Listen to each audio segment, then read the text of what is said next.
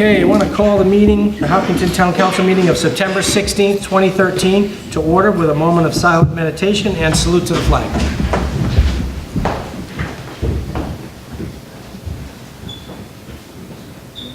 I pledge allegiance to the flag of the United States of America and to the republic for which it stands, one nation, under God, indivisible, with liberty and justice for all. Okay.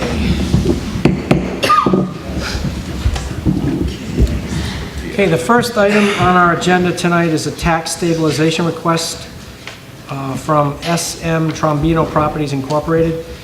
Open a hearing on a request for tax stabilization filed by Stano Trombino of S.M. Trombino Properties, Inc., 26 Main Street, Ashaway, for the Thames River Business Park property located at 64 High Street, Ashaway, and identified as Assessor's Plat 25 Lot 134 in RFR-80 Zone. Is the applicant or representative present? Okay.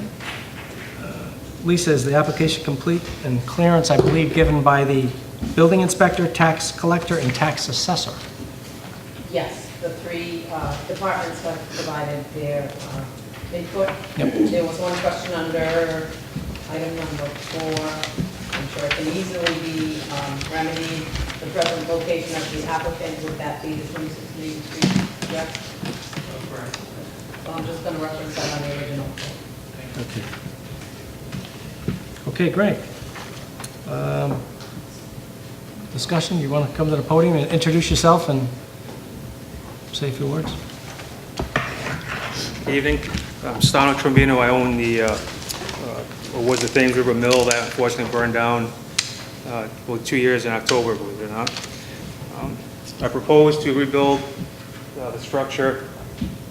The original main structure was completely destroyed. That was 16,000 square feet, more or less, of commercial space. The remaining 12,000 square feet, there was some damage done to it, but all the fire doors had worked as they should have. So some is still there, but what the fire didn't destroy, time did, so it has to be all redone. I know you have a complete set there of the plans, but it's 30 pages long. So I made some copies of a smaller set you want to pass around. There's also a picture of what it's going to be.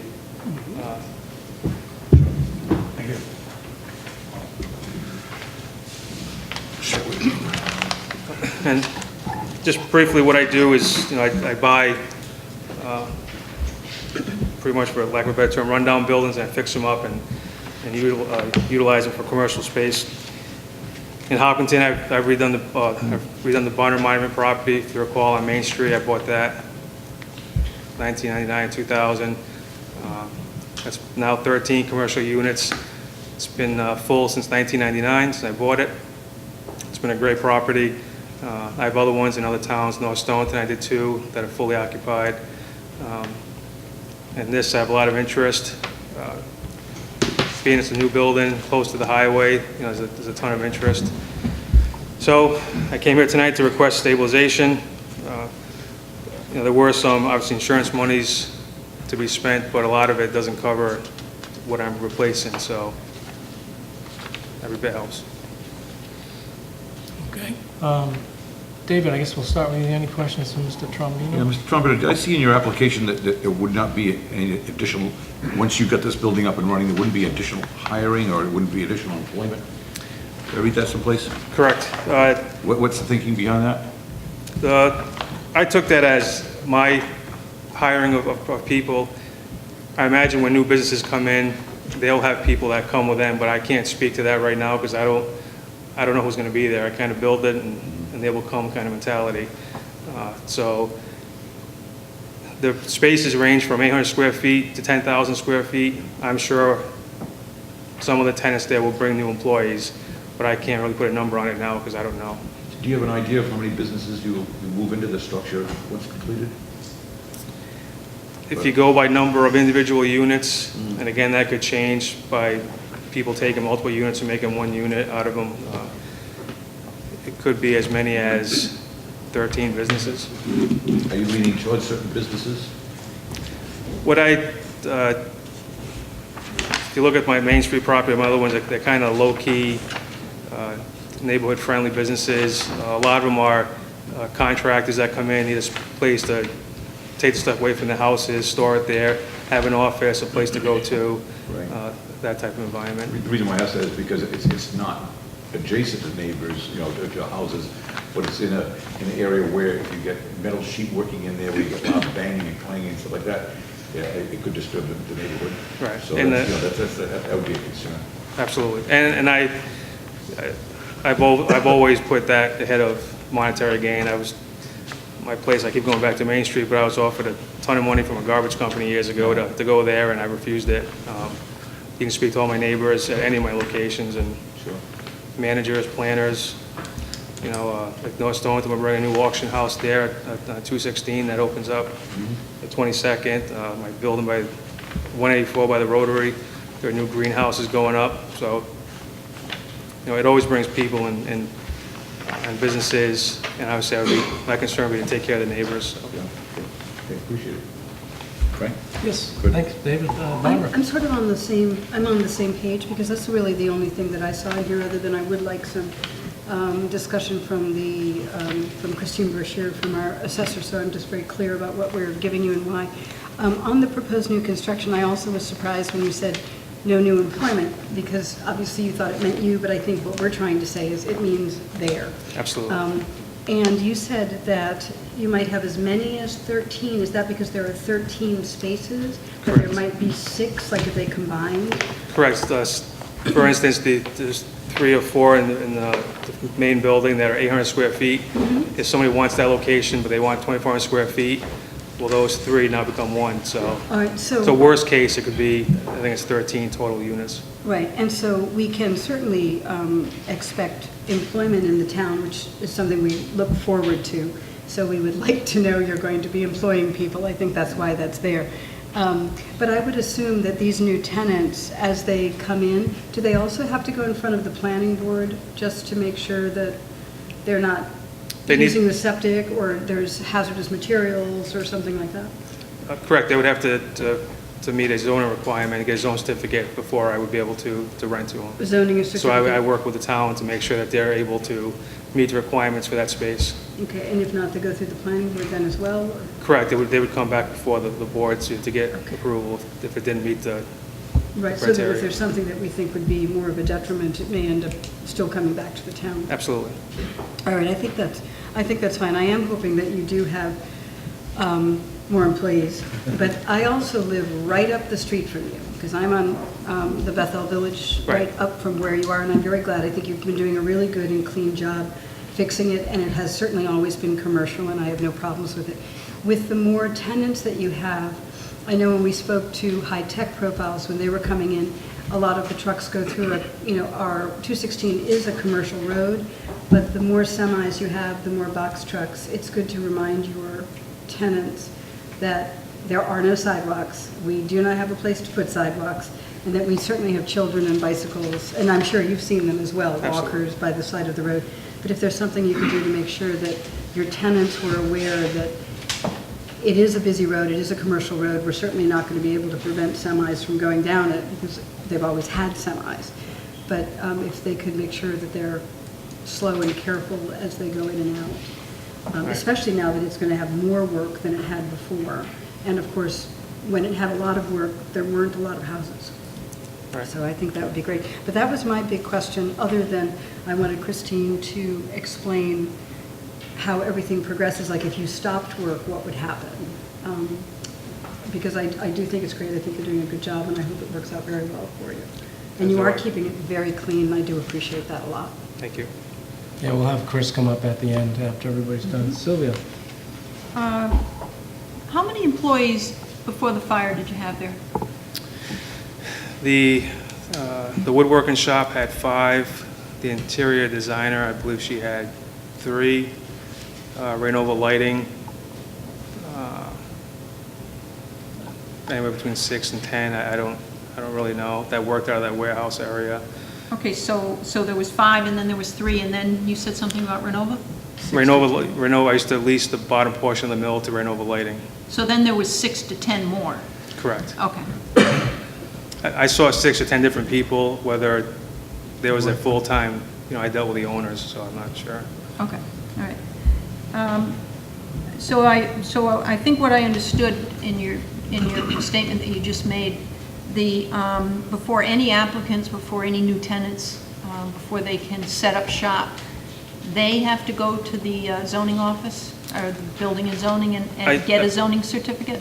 Correct. I usually accompany them, and I work hand in hand with the town to make sure that before I negotiate a deal with a tenant, I go to the town first and say, this is who's looking. A perfect example, I have 2 wineries in my building on Main Street. As foolish as it sounds, I had to go through a ton of stuff to get them in there because it didn't fit the manufacturing, but they were just warehousing to get their, Jonathan Edwards is there, and I was an importer there. So I worked with the town to get them, approved, to get in there, and the liquor commission had to come approve them. So every tenant I have has been approved with a zone certificate from the town. Okay, thank you. Thanks, Sylvia. Scott?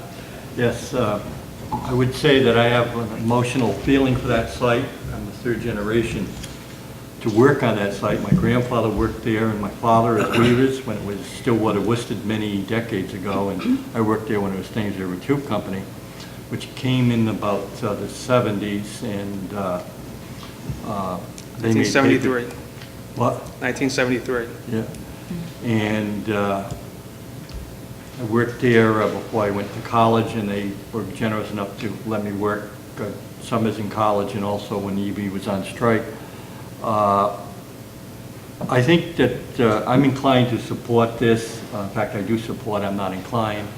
I think Mr. Trombino is proven to be a serious person in business affairs in this town by his record, and I think that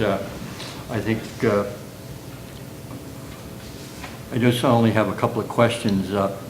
The thing with employment, that will come with attrition. You can't expect somebody to come in and tell their employees, well, you don't live in Hopkinton, because I don't think that's legal either. But is this going to be limited to, do you plan only commercial or manufacturing or mix? As far as, do you think, what type of business activity? Because of my own personal policing of the property, if it was light manufacturing, I would discuss that with the town, but there won't be any heavy manufacturing there now, because I want to keep it nice looking and clean after spending that much money on a property, so.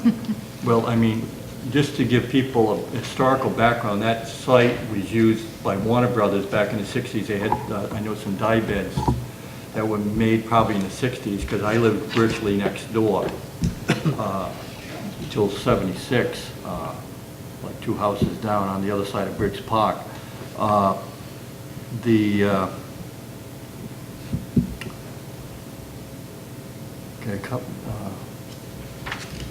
Covered that. I noticed there's a lot of earth removal going on the side there. Well, the reason for that is, if you remember, obviously you do remember the old property, going back to the original building, I actually it was sideways to the river.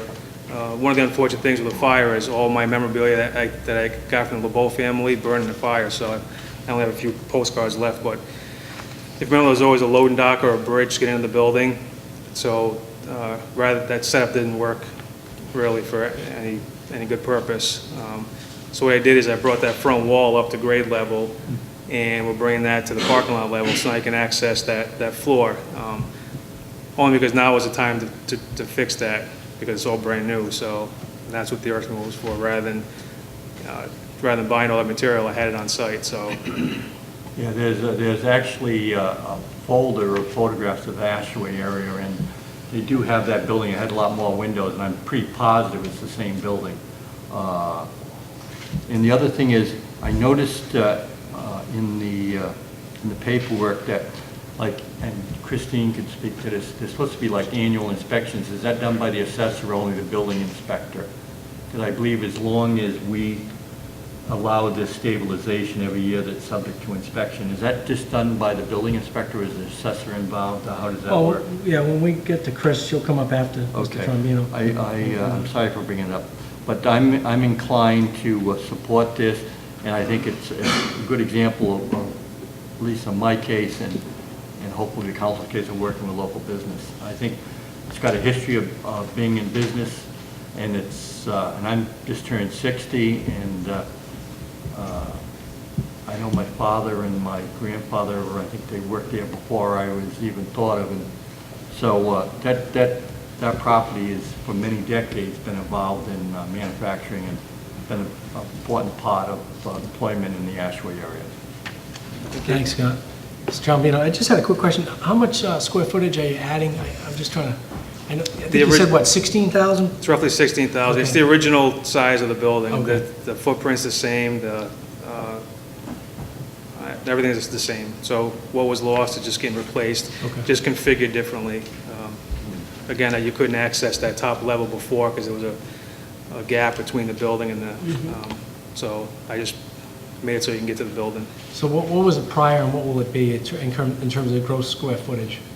Just trying to, Total, it's about 28,000 because the old building to the right is about 12,000 square feet. okay. So, Okay, so it'll be a fair amount bigger. right, and there's there was a little building that was the old furnace room. Yeah. I got rid of all the old oil tanks and furnaces and all that stuff. They used to, when that thing kicked off, I guess we'd wake all the neighbors up from what my neighbors tell me. So that's all gone. So that's probably another 1,200 square feet there. But there are no new additions, no new square footage. Whatever was lost is getting replaced. Yeah, I mean, I certainly support it, obviously. I think, we're all curious, I guess, about the new employment opportunities. Hopefully, there'll be a lot of tenants, and you won't have to worry about too much, but I'm hopeful that folks will rent. You've been a great neighbor and a good member of the town, so I appreciate that, so. I just have a small question. You have the water tank tower there that has, not those satellite dishes, does that stay? What happens to that? I mean, I don't think you're using it for water anymore. No, up until the fire it was still usable, but the new building and the concrete panels, the type of construction I'm doing, you don't need sprinklers anymore, and believe it or not, in this new building, so it won't be used. What will you do with that piece, that water tower? Unfortunately, the prior owners sold that lease to a cell tower company out of Florida. So it follows the deed with the property and my heirs and whoever that tower has to remain in case they want to put a tower back. I know Cox Cable was there up until 6-8 months ago, and they pulled the tower. I'm sure they came to you to get some money refunded from a bond or something. Yeah, but are they going to replace the water tank that is their tower with a tower? Or No, are they just going to the- wait for it to fall over? It won't fall over. That thing's Yeah. pretty solid. Yeah. But no, Or rust out? the It could deal. rust out. Right. The deal the previous owner made was he guaranteed there'd be a structure there for them to put a tower on, and they gave him a lump sum, and he took it. So I'm kind of So married to this someone company out of Someone Florida. could eventually change that and put another kind of tower in there to, they could. Once this is done, way down the road, I'm going to sit down and try to negotiate with them to get them away from that. And if that happens, I'll come back and I will ask to take that down and replace it with a safer, more eye-appealing. Yeah, and tinier, Right. smaller. It's really not that tall. It's tall, but not in terms of towers, it's not tall, so. No, it's not tall, it's wide. Right. Just a big rusted water tower. Right. So It may if I not can fall. work that out with them, I would come back and ask to be able to put a, regular flagpole up and looking tower and Or get rid of lightning it. strikes it or something. All right, please, no more. That was, Yeah. no more Thanks. tragedies. Appreciate that. Anyone out in the public wishing to be heard? Yes, Dorothy, come to the podium, please. Okay.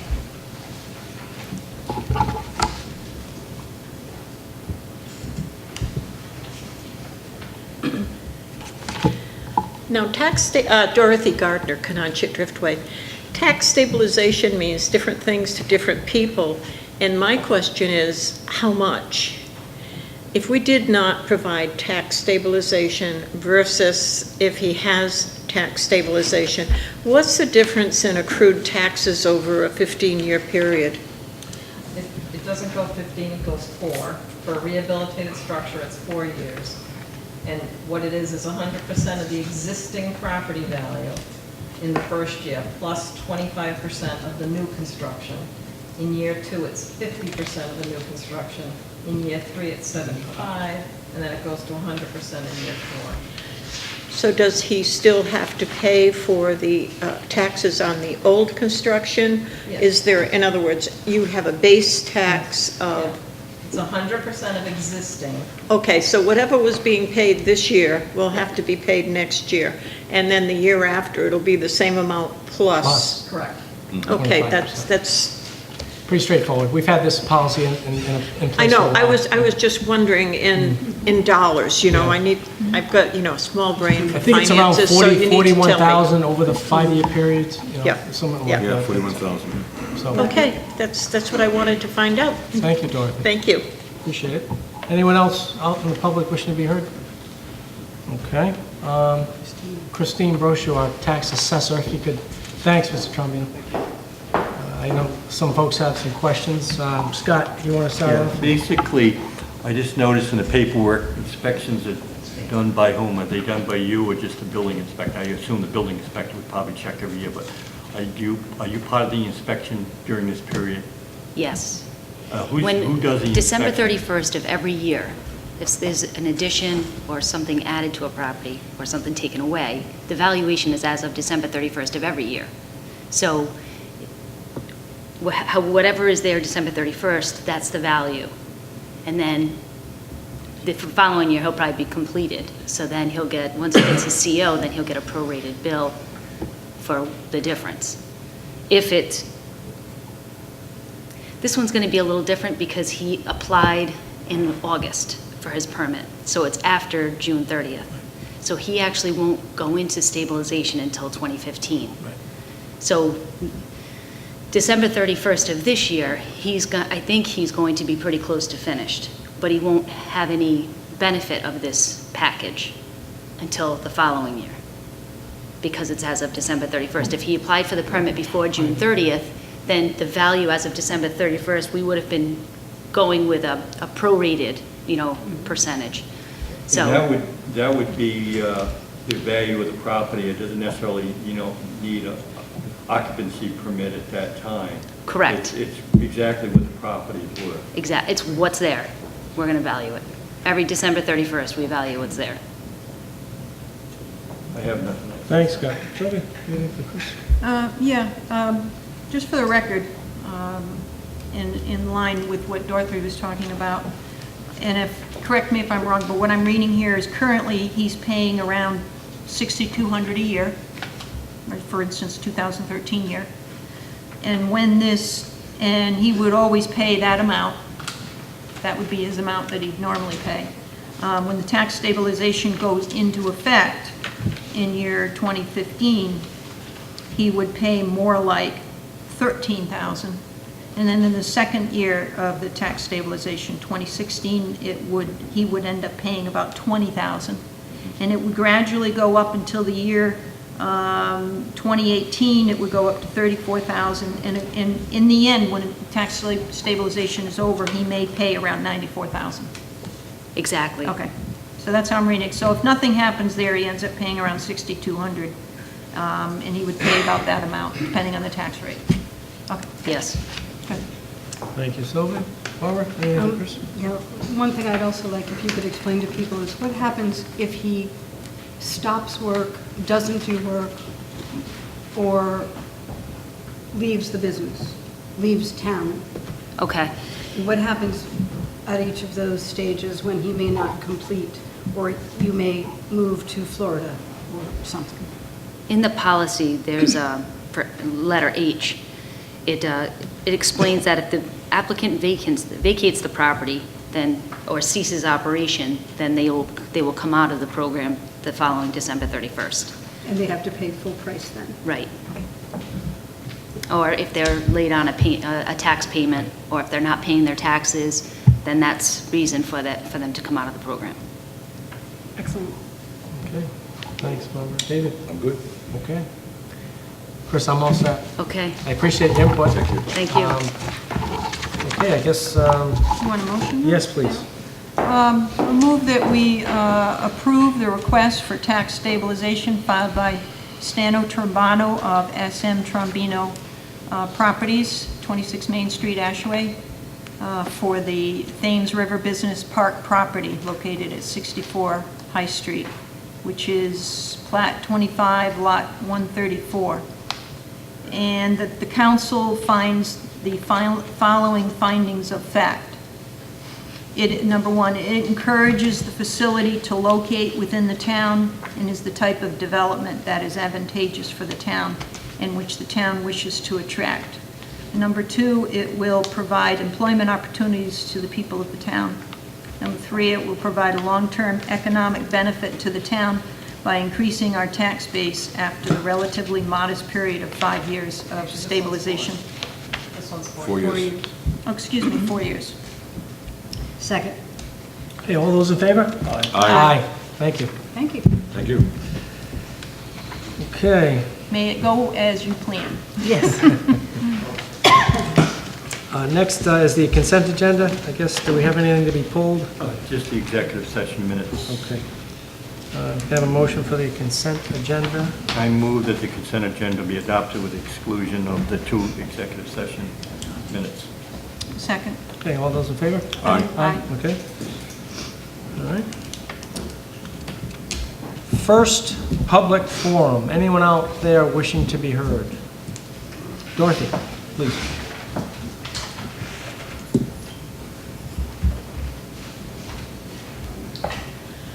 It's me again, Dorothy Gardner. I'd like all of you to look at the hopkintonri.org website.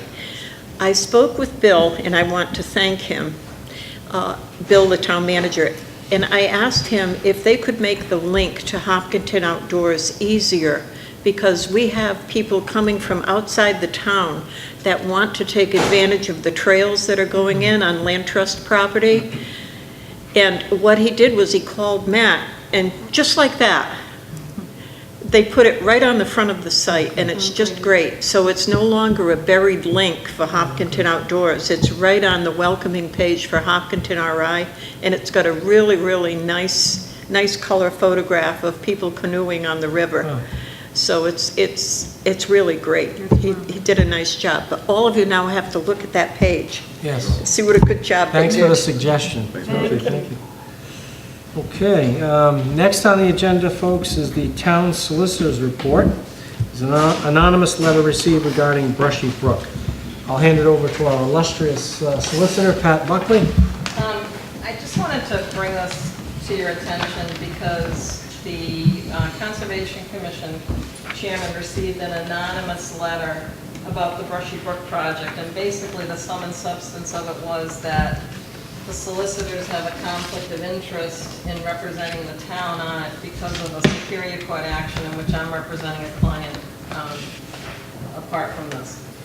And the basic line of the letter, the takeaway for me was it said, watch the lawyers. So my thought about things like this that somebody's trying to do anonymously is generally that the best thing to do is to air it publicly and let people talk about it and shed light on it rather than try and keep it hidden, because that never looks good. So I wanted to take just a second to explain to you why there is no conceivable conflict of interest here and why the letter's just completely wrong. It'll only take a second. Currently, I think you all know, before the planning board is the current owner's development plans for Brushy Brook. Planning board has acted on those. They went to SHAB. Scott Levesque represented the planning board. He's the planning board's counsel, and he won amazingly. And that's now been appealed, so that's still pending. That's number one proceeding. The second proceeding is something where I represent a client in a dispute between the original partners that owned this property. There were originally 4 partners 2 owners ago that owned this property. 2 of the partners are suing 2 of the other partners because they got into a dispute about whether or not the property should have been sold and whether or not it was sold out from under these original 2 partners. The 2 partners who were suing sued their partners, also sued the people who bought the property, who were 2 owners ago, and sued the title insurance company that escrowed the money for the sale. I represent the title insurance company in the Superior Court case that's pending. the two matters, what's before the planning board and what's before the Superior Court that I'm involved in, do not intersect. The Superior Court proceeding I'm involved in has to do with 2 owners ago. They don't own it now. They have no interest in the property currently. They've got no interest in what's going on before the planning board, and whatever happens before the planning board will not affect the suit. The reverse is also true. Whatever happens in the suit will not affect in any way what's happening before the planning board. They simply don't intersect. They just don't intersect. They're completely different issues. So there is no conflict of interest. There's no conceivable conflict of interest for us. If there was, you would have been the first people to know, because if we could have gotten out of the hundreds of hours that Scott has spent on the Brushy Brook matter, we would have been very happy to do so, because it cost us a ton of money. And we're also just very keenly aware of when there's a conflict, and not because this doesn't relate to the Ethics Commission at all. It relates to our professional obligation as attorneys. We have ethical obligations that we have to adhere to, and we worry about those a lot. And I am very, very cautious about those. So, you know, none of that was implicated here. It just was never an issue. I don't know what prompted somebody to send this letter. God only knows, since it's anonymous, so we'll never know. Scott has talked to his chairman, to Al Diorio, and they're going to put this on their planning board agenda so that it can be aired there as well. My thought is just that something like this, if somebody tries to do it in a kind of a backhanded way, is that it needs to be talked about publicly. So I wanted to let you know about that and let you know that there is no conflict of interest and there's really no issue at all.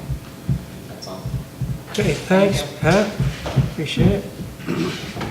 Okay, next, under the council president report is the update regarding the status of the proposed tolling on Interstate 95.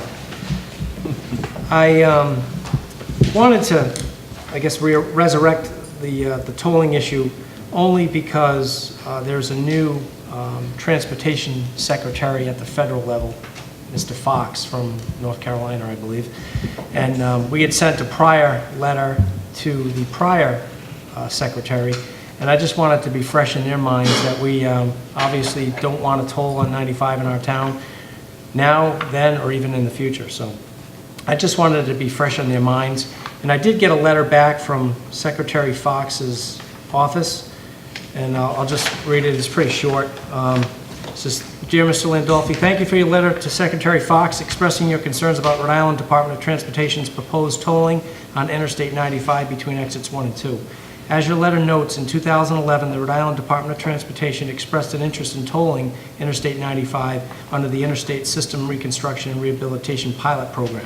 Federal Highway Administrator Victor Mendez subsequently informed RIDOT that all 3 slots authorized for the ISRRPP had been conditionally reserved for projects in other states, and that the Federal Highway was thus unable to grant additional tolling authority under that program. There has been no change since then in the status of the program, and we do not have an application from Rhode Island Department of Transportation pending at this time." So that's good news. I just wanted to keep it fresh in everyone's memory, especially the new Secretary of Transportation. So anyway, that's why that got resurrected. No new news is good news, and so I want to just be proactive. So I just want to comment. I'm going to probably come up with a resolution. Steve Frias, who married Cindy Wilson, who grew up in town, had a nice thing about the tolling situation over in the Tiverton area. And I think we need to take a stand about the state not using funds generating from public, from automobile registrations and things of that nature, and putting it in the general fund, not applying it to public works before they do tolling. So I'm going to be coming up with some resolution dealing with that. I just got one I had passed in the Grange over in Connecticut, but there's no need of these tolls unless they show that they absolutely have to do it, and they're not using fees generated from automobile registrations, license renewals, and motor vehicle taxes instead of putting them in the general fund. So I do take exception to it, and I'm going to be coming along with some type of resolution bolstering this. Is no tolls unless you really have an absolute, positive, good reason to do it. Thank you. thanks. Okay.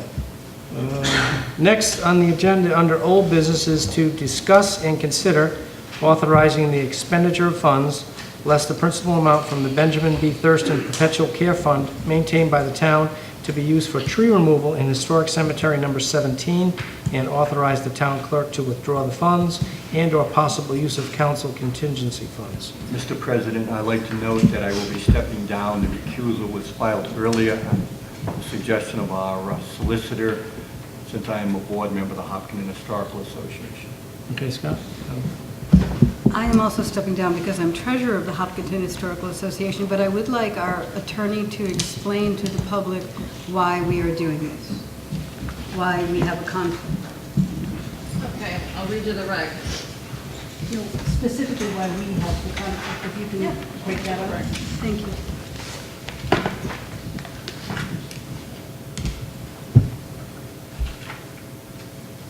Under the regulations of the Ethics Commission, any elected official is required to step down if there is, let's see, a family member, employer, business associate, a party to, or participant in the matter being discussed. Barbara's and Scott's membership of the board makes that a business associate who's a participant in the matter being discussed because the Hopkinton Historic Association is involved. Is that good enough? I think so. There isn't anything else in that? Any other listings? There's a whole, do you want to read the whole thing? No, not at all, not at all. Right? All right. That's it? Frank, yes, Okay. question. David, go ahead. Pat, how is the Hopkinton Historic Association involved with this? They're being asked for money. Barbara's treasurer and Scott's on the board. Who's asking for money then? Council hasn't asked them for money.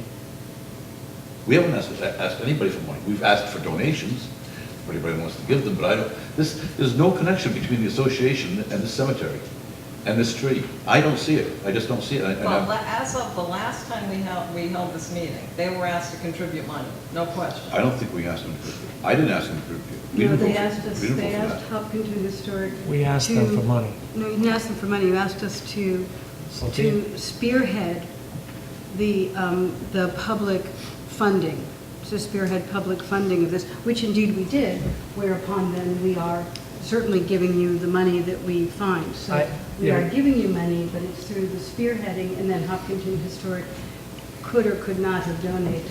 The question that existed the last time this came up was whether or not the Hopkinton Historic Association would come up with any money to contribute to this tree removal. Right. That was very much I on asked the table. Mr. Prescott twice. Was that put in as a request to them for money? I asked him in open session, And twice. then they were meeting, I think, 2 days after your meeting to discuss that. And they were very asking us for money. Right. Right, exactly. Yeah. But so we were there specifically to spearhead the money Right. and then possibly donate as well. Okay, guys, Okay. the verdict is in. We'll call you when we need you. Anyway, this topic came about, I guess, when a sugar maple tree was determined to be rotten on number 17, Thurston Cemetery, number 17. And we kind of did some poking around, trying to find, how much is it going to cost to take this tree down? And I think the cheapest bid we got from outside contractors was $2,800. So we had approximately $1,200 in the perpetual care cemetery account, of which the first $200 in principal cannot be touched. So it was roughly $1,000, $1,100 there.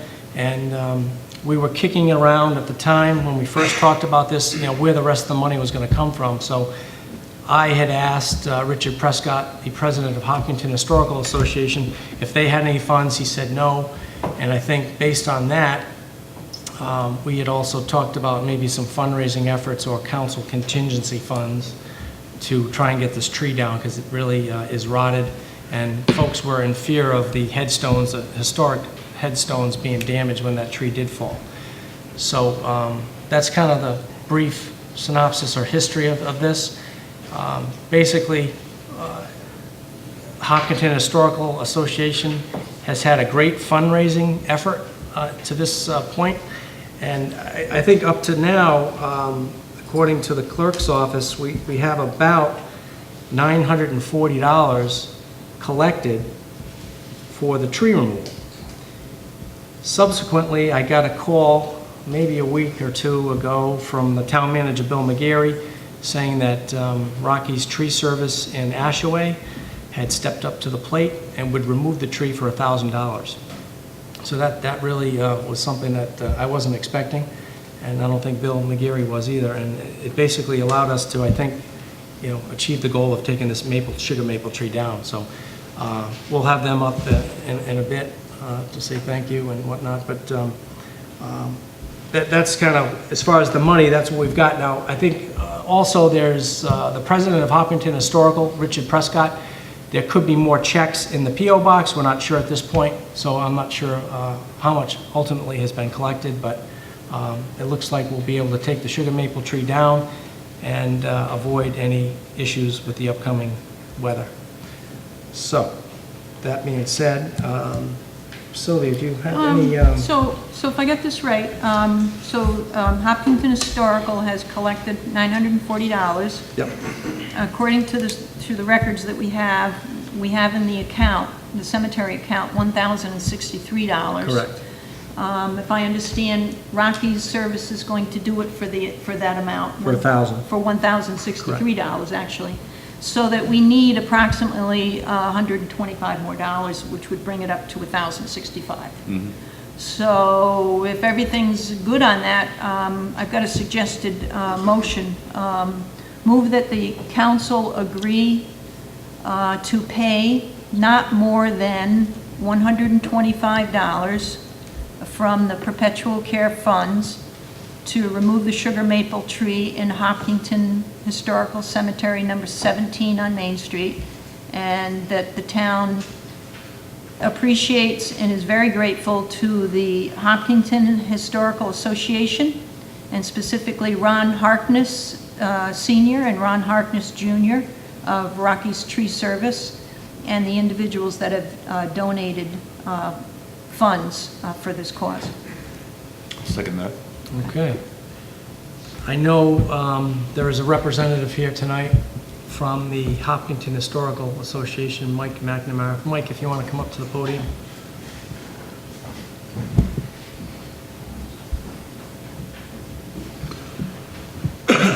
How are you? Mike McNamara, 32 North Road. We were asking, first I think Rick was asking you as president of the Hopkinton Historic District Commission, which is separate from a historical association. But anyway, we were asking for 200 because we feel the town should contribute like all its citizens did and its businesses like Rocky's to preserve a physical record of our history. Okay. So, anybody have... The excess money being also used to fix the wall that has been kind of crushed by the same tree that we're asking Rocky's to take down. Yep. David, do you have any comments? I'll be honest with you, yes, the wall needs to be fixed. That wall's in bad shape, pretty much all the way around that cemetery. I'd be more inclined, to be honest with you, to get this situation with the tree done now, and then maybe dealing with the association as far as the donation goes to repair the wall where the tree destroyed it in the back at a later date. But not mix up apples and oranges. I want to put the focus on the tree. To be honest with you, that tree is nasty. I mean, it's just a nasty problem ready to fall. And and then we'll work on the wall later on, or we can maybe budget some money in it in next year's, at some point. You're going to have plenty of money in the perpetual care fund. Yeah. Fund for repairing the wall. So, I mean, one of the great things about the money-raising effort is that it's going to leave money in the perpetual care fund so that you can certainly fund repairing the wall. That would be, Right. That would fall within the definition of perpetual care. You'll just need something at the time to show the cost, of repairing the wall and that kind of thing. But I mean, that money will certainly be there for that purpose. True, it's true. It'd probably be $950, give or take. Something like that. Yeah, And that bit of the woods left in that perpetual care fund. And for the repair of the wall, or setting up the gravestones, or whatever, after the tree is down. That's how I feel about it. No, I agree. I mean, get the tree down, Yeah. and then you can assess if there's anything else that needs to be done after it's all done with. And if there's a problem, and you need more maintenance, then you come in and say, oh, by the way, we need money for this from that account to fix X, Y, and Z. That's what it's for. Yeah, and I wouldn't be opposed to considering, not a large amount, but some kind of an amount for the repair of those walls in next year's budget, for example. The walls have been down for a long time. And simply because I think historic cemeteries, especially ones that are right on the road there, are a real attribute to the town. I think as much as a town square is, as much as a statue in the town park is, or something like that. So I'd have no problem considering that, and whether the council goes along with it or not. I'd go along with something like that in next year's budget, depending on the expense and how things look. The only question I had, Mike, is, I understand the premise, everybody having an equal stake in this, but we do have to take the tree down. There's still money left in the perpetual care now. If you come back and say, hey, we don't even know how much the stone wall is going to take to fix. I mean, I don't know what that takes to do that. I mean, I've done my own, but that's my own sweat labor. But we don't have a bill. We don't have any clue whether we need $100 or $1,000. So I think, that also needs to be squared away too. If that's the objective, then we also need to know some firm numbers. So Most of that is volunteer people doing the work, except for a one-man's machine that he'd probably want about $100. Okay. So it wouldn't be terribly expensive from what I'm Right. yeah, okay. All right, well, that's certainly something that, trust me when I say it, I think I can speak for the council. I think everybody's interested in getting that stone wall perhaps fixed, but at this point in time, we've got a nice company in Ashaway, Rockies, that is doing a tree removal for 2/3 less than what our initial quote was. We've got to get that taken care of, but I think we're open to talking about that wall, certainly at a later date, and contributing what we contribute. I'm not opposed to it. So that's that. Any other comments, questions? Okay. Okay, thanks, Mike. Rockies, if you could come to the podium, please.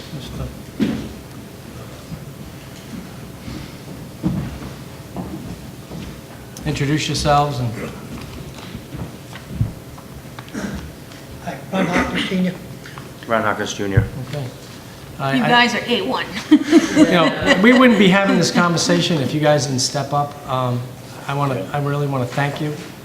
Like I said, the lowest quote we got was $2,800, and quite honestly, I didn't think it was going to get done for years.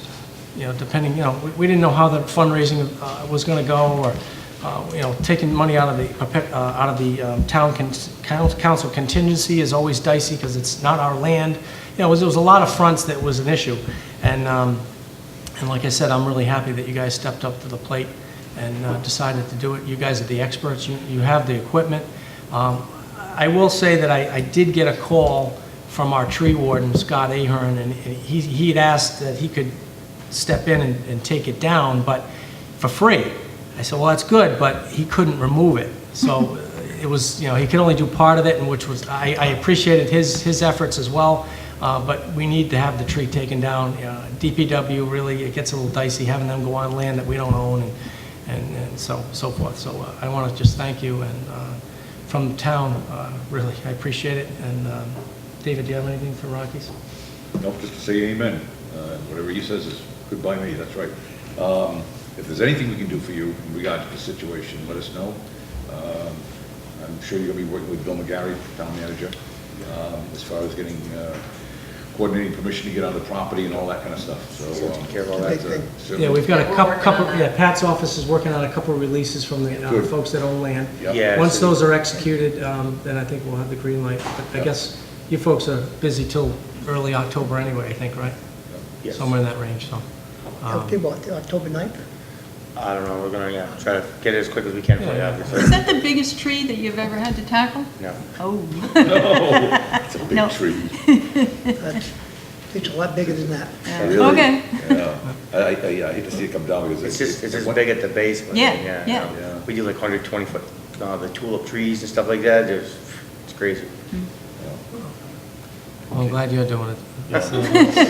Anyway, but, My brother's in the business, Kenny Melbourne, he does it too. Okay, You know yeah, Kenny. Kenny. Yeah. He works for us once in a while. I know he does, yeah.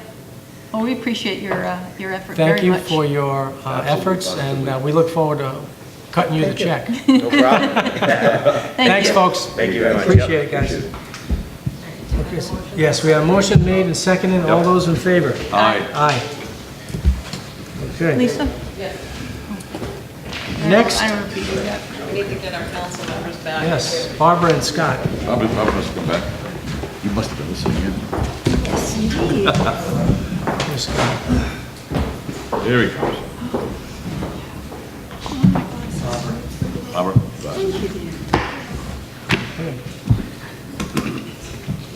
Next, under new business, discuss, consider, and act upon a request from National Grid for permission to open the roadway at 27 Maxon Street to cut off an inactive gas service. Okay, Representative present. Okay, you want to come to the podium, please? Hello, folks. My name is Tim Bacon. Okay, Tim, how you doing? I'm Frank Landolfi. I emailed you. Yeah, we went back and forth on emails a couple times. Thanks for squeezing us in tonight. Yep. As I said in the letter to you guys, the purpose of our work that needs to be done is, under federal regulation, we need to cut off any inactive gas service that's been inactive for a period of 5 years or longer. Actually, 5 years to the date. So this property at 27 Maxon is 5 years to the date in mid-October. So we have to get that, and it's a safety issue is the basis for the regulation.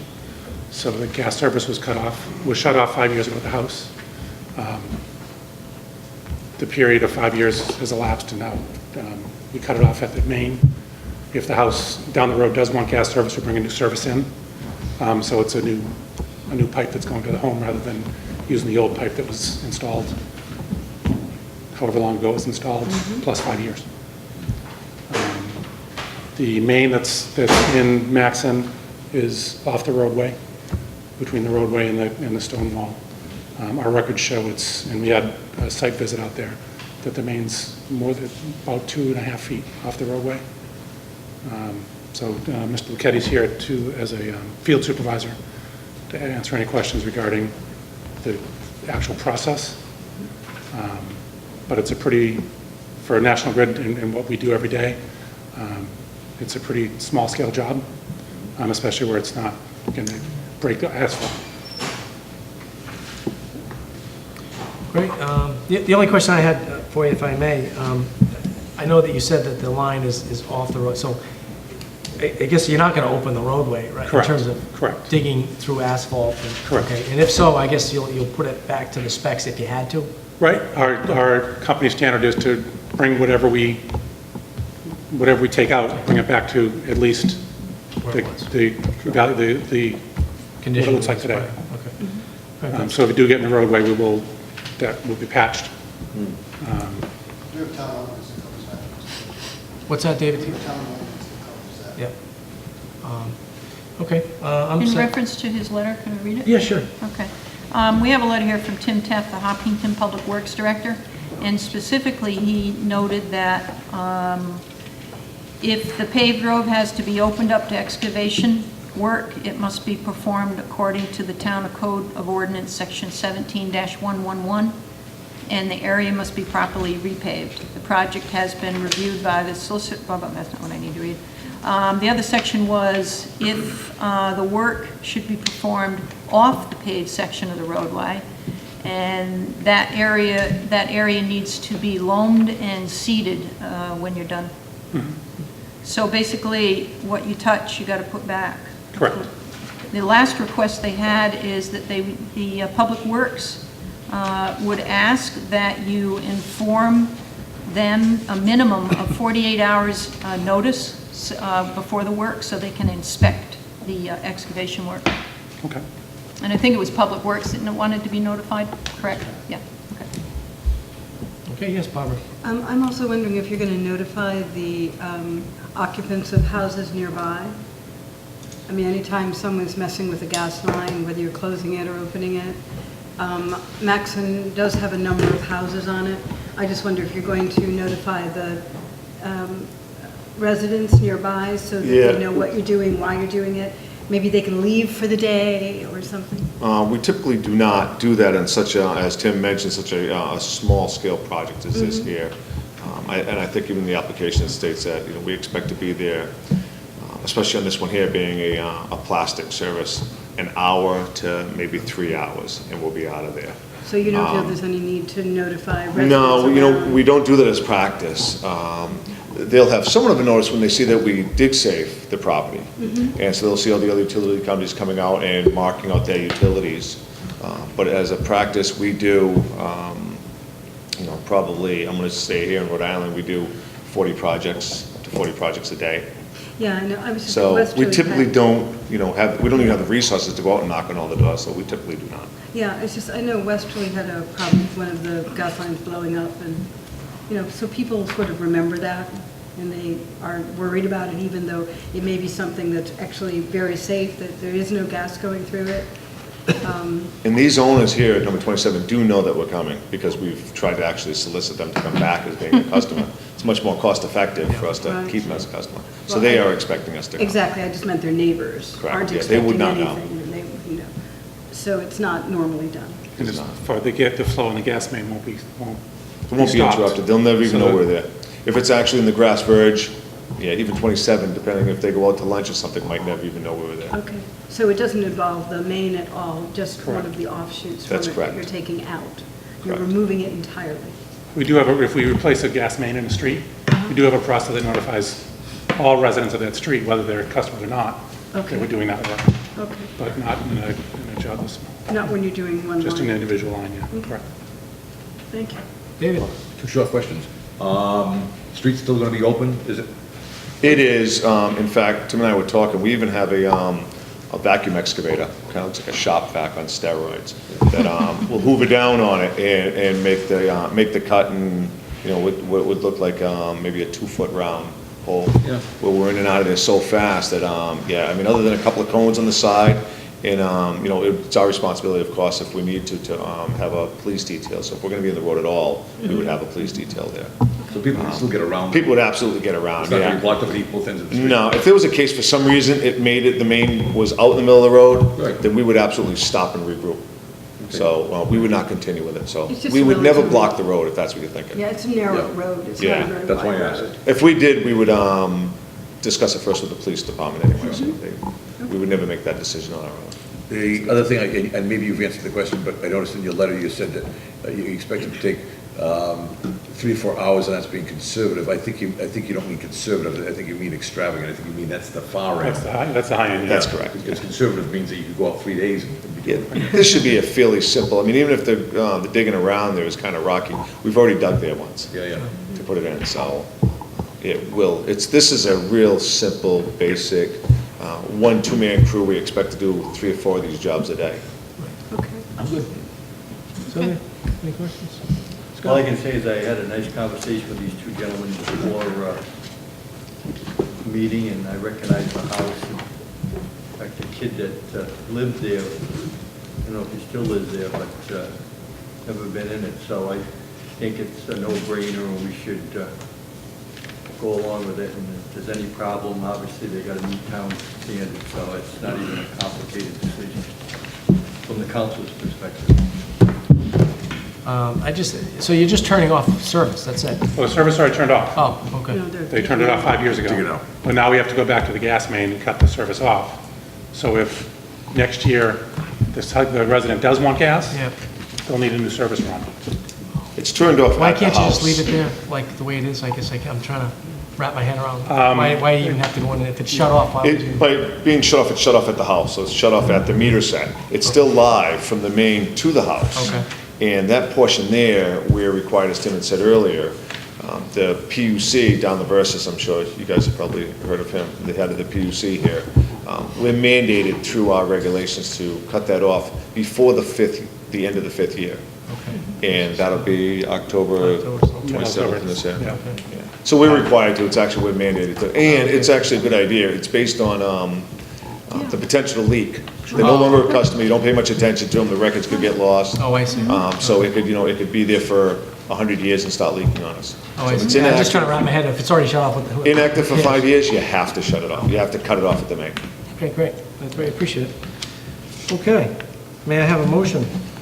Move that we approve the request from National Grid to open the roadway at 27 Maxon Street, Ashaway, to shut off and to, what is the? Cut off. Cut off. To cut off the gas main to that property. Second? Okay, all those in favor? Aye. Aye. Thank you, Tim. Thanks, guys. Thank you, everybody. Appreciate it.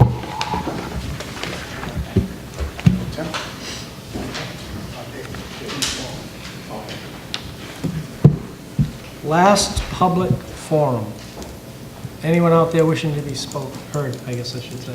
Chief? No? Okay, having heard none, motion to adjourn? Motion. Second. Okay, all those in favor? Aye. Aye.